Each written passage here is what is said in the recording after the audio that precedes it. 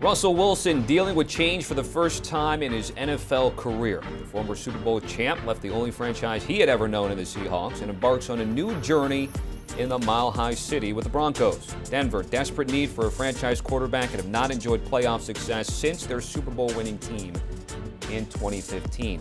But for a team that hasn't been to the postseason in 6 years or seasons, oddsmakers are pricing the Broncos somewhat optimistically. Denver comes in at plus 275 to win the AFC West, ahead of the Raiders, who made the playoffs last year, and then just behind the Chargers and Chiefs.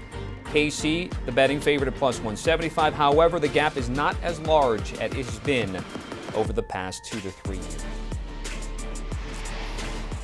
You know, I referenced that 2015 title team. Ryan Harris was a big part of that, our Super Bowl champ, joining us here on CBS Sports HQ. Ryan, so give us the lowdown on Russell Wilson. How has he progressed through the start of training camp to the precipice of a new season here?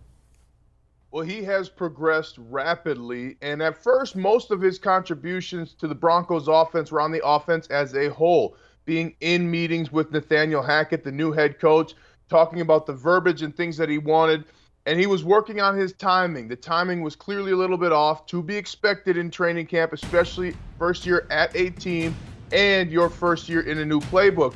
But this is a guy who has started to reach his form. A big step was taken last week as they went ones versus ones against the Dallas Cowboys. Remember, they had Trayvon Diggs and they had Micah Parsons out there, which, by the way, fellas, Micah Parsons looks even scarier this year. Woo!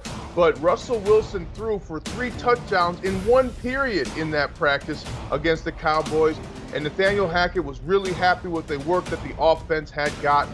Now Russell Wilson is starting to fine-tune this offensive machine, and it starts with fantasy football sleeper Albert Okwuegbunam. Get the name right, because Russell Wilson has been on his tight end to be better in practice, and it's already transferred between coaching points that Russell Wilson gave Albert Okwuegbunam to Okwuegbunam turning it into practice production.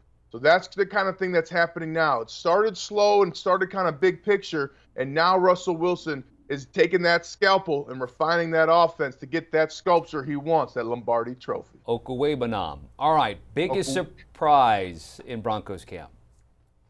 Well, the biggest surprise has been a lack of the run game. The run game was called out by even Nathaniel Hackett after the first preseason game. There are only a couple of practices that I was at where the run game was really hitting. That's going to be a big issue, and that's something where they have to figure that out. You're going to get some top quarterbacks in your division, let alone around the rest of the NFL. A key part of winning in the NFL is that running game. Keep those dynamic quarterbacks off the field. That's something that has to improve immediately. So we're seeing a lot of these joint practices, and I don't mean seeing a lot of it as anything being new, but guys like Bill Belichick think that there's more benefits of joint practices than maybe even that first preseason game. Ryan, what do you think about that? Where do you land on that front?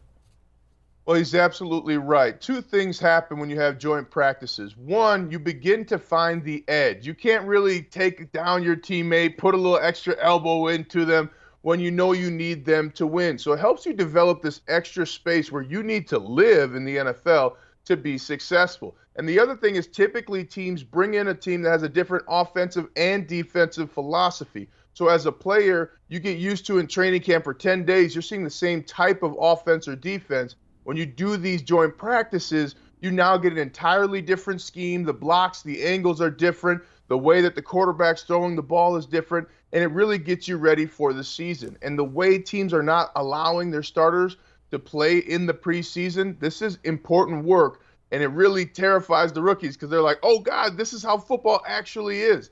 Yes, it's so productive, and in many ways it's better than a preseason game. However, you do not get those in-game situations, and as we've seen already and will continue to see, when you get into that 10, 12, 13 plays of a drive, hands start going on the hips, people start spitting and stuff because they're out of shape. So there's good things that happen in those practices, but you do miss out on key elements of situational football. I love you, Ryan. I can't wait till we get middle of the year. You give me that ooh, ah, again. So that's just going to be in midseason for a guy, Ryan Harris. Ryan, certainly appreciate it, my man. Good checking in with you As always, the All Things Covered podcast, Patrick Peterson and two-time Super Bowl champ Brian McFadden. Make sure you download and follow the guys. Again, not just football.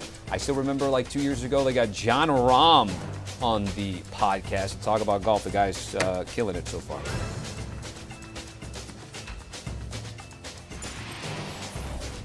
Do you want a sports network that delivers everything that matters about the game? The highlights, the picks, the instant analysis, no yelling, no fake debates, no politics.